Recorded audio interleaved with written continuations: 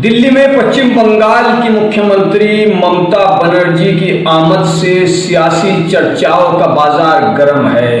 कहा जा रहा है कि ममता बनर्जी विपक्षियों को 2024 के चुनाव के लिए एकजुट करने की तैयारियों में जुट गई हैं और वो इसका आगाज कर चुकी हैं। इस बीच शिवसेना का बड़ा बयान सामने आया है। दिल्ली में ममता बनर्जी की मौजूदगी के दौरान और विपक्ष को एकजुट करने के दौरान शिवसेना के नेता संजय राउत ने बड़ा बयान दिया है। उन्होंने कहा है कि जरूरत पड़ी तो देश का नेतृत्व उद्धव ठाकरे करेंगे। संजय राउत ने कहा है कि उद्धव ठाकरे देश का नेतृत्व करने में सक्षम हैं, वो एक काबिल नेता हैं, वो एक बेहतरीन नेता हैं, ऐसा शिवसेना नेता संजय राउत ने कहा है। शिवसेना नेता और संजय राउत ने ऐसे समय में ये बयान दिया है कि जब ममता बनर्जी की दिल्ली में मौजूदगी है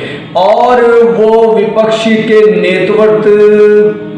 की करने की तैयारियां शुरू कर चुकी हैं। अभी हालांकि साफ तौर पर कुछ भी कहना जल्दबाजी होगी। एक तरफ यूपी के विधानसभा चुनाव की तैयारियां हैं तो दूसरी और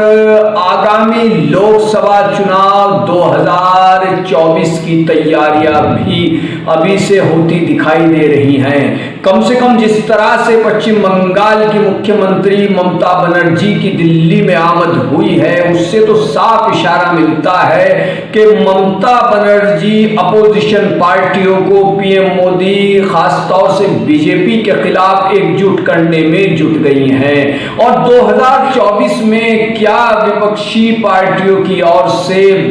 पीएम का चेहरा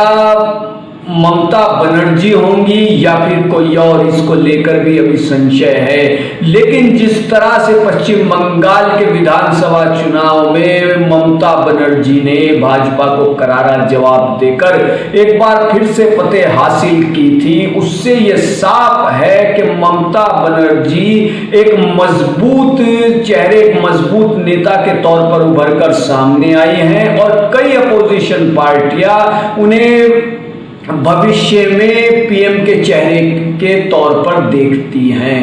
अब ये देखना दिलचस्प रहेगा कि इन विपक्षी पार्टियों में कितनी एकजुटता कायम हो पाती है। क्या सभी विपक्षी पार्टियां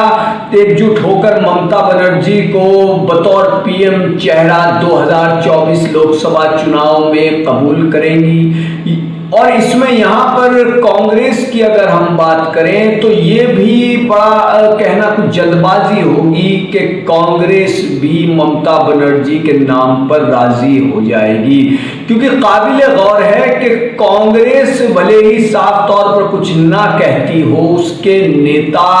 पूर्व अध्यक्ष और वर्तमान सांसद राहुल गांधी कोई ऐसा बयान न देते हों, लेकिन ये कहना गलत नहीं होगा कि कांग्रेस ज्यादातर राहुल के इर्द गिर्द ही घूमती है और 2024 में वो राहुल को प्रधानमंत्री के तौर पर ही पेश करने की तैयारी करती दिखाई देती है। ऐसे में सवाल उठता है कि क्या कांग्रेस राहुल गांधी को नकार करके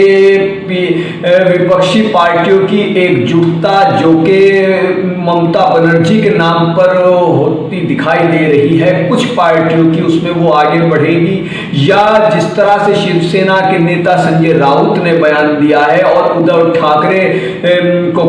के बारे में कहा है कि जरूरत पड़ी तो देश का नेता उद्धव ठाकरे करेंगे, ये साफ इशारा है कि विपक्षी एकजुटता होना बहुत ही टेढ़ी खीर है। ममता बनर्जी भले ही खुद को एक मजबूत नेता के तौर पर साबित कर चुकी हो पश्चिम बंगाल के विधानसभा चुनाव में, लेकिन जहां तक 2024 के लोकसभा चुनाव की बात है तो यहां पर विपक्षी पार्टियों को एकजुट करना ममता बनर्जी के लिए एक बड़ी चुनौती होगी। तो देखते हैं कि ममता बनर्जी की ये दिल्ली आमद के जो समीकरण है ये क्या रंग ला पाते हैं, कितनी विपक्षी पार्टियां ममता बनर्जी की बात